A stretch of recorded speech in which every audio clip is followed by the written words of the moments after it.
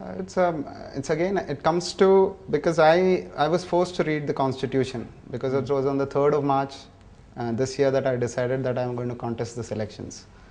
So and the preamble speaks about equality.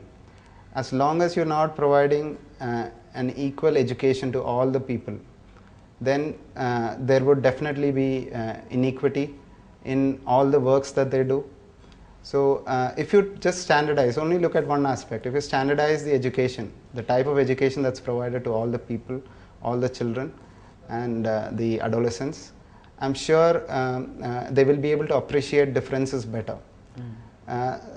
So it's not a cultural thing at all. So it has to do with how the beauty of diversity is ingrained in you, how comfortable you feel with the rest of the society. So these are things that has to come through education alone. So once that comes in, you can definitely reduce crime rates, you can definitely reduce crime against women, and therefore it's obviously a social struggle.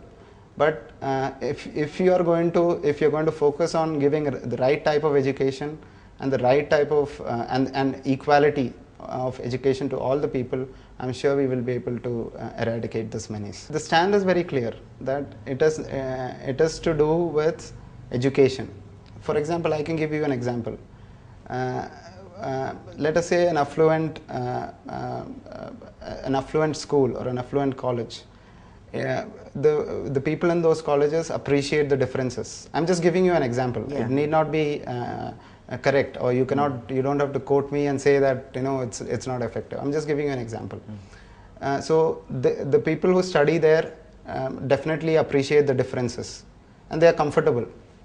Whereas you look at the same situation, another student who's from a poor, impoverished background, who has to who is not exposed to that sort of environment. So when such a person has to or is forced into an environment where there is such huge cultural differences, then there is definitely going to be provocation and there is going to be resistance.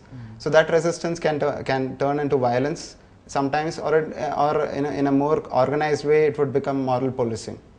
So how would you, so you're looking only at education. If you look only at education and see that the difference in the level of education that these two groups get, if you try to bring it down and try to equate it or try to make it a level playing field for everybody, I'm sure that people will be able to appreciate the cultural differences better. So that's a simple aspect, but if you only look at education, that's the way you can transform.